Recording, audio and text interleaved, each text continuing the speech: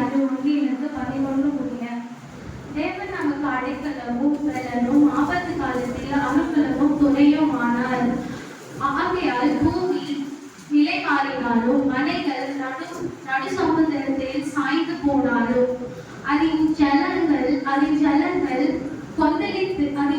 கொந்தளித்து பொங்கி அதன் பெருக்கினால் பர்வதங்கள் அதிர்ந்தாலும் நாம் பயப்படும்.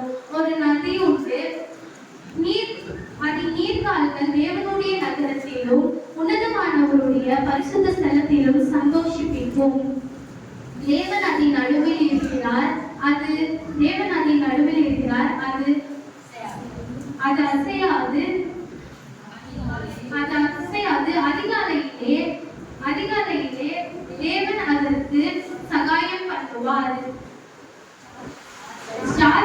ஜாதிகள் கொந்தளித்து ராஜ்யங்கள் தத்தளித்து அவர் தமது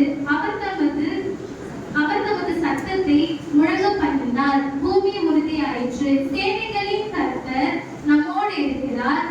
யாக்கோபின் தேவன் நமக்கு உயர்ந்த அடைக்கலமானவர்.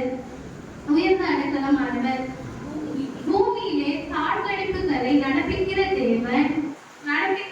கர்த்தருடைய செய்கைகளை வந்து பாருங்கள். நீங்கள் பூமியின் கடைமொழிகளில் மட்டும் யுத்தத்தை ஒழுங்கு பண்ணி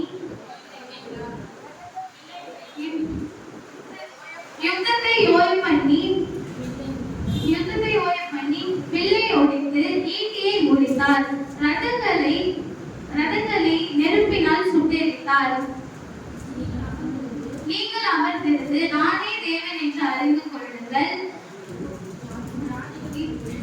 ஜாதிகளுக்குள்ளே உயர்ந்திருப்பேன், பூமியிலே உயர்ந்திருப்பேன்.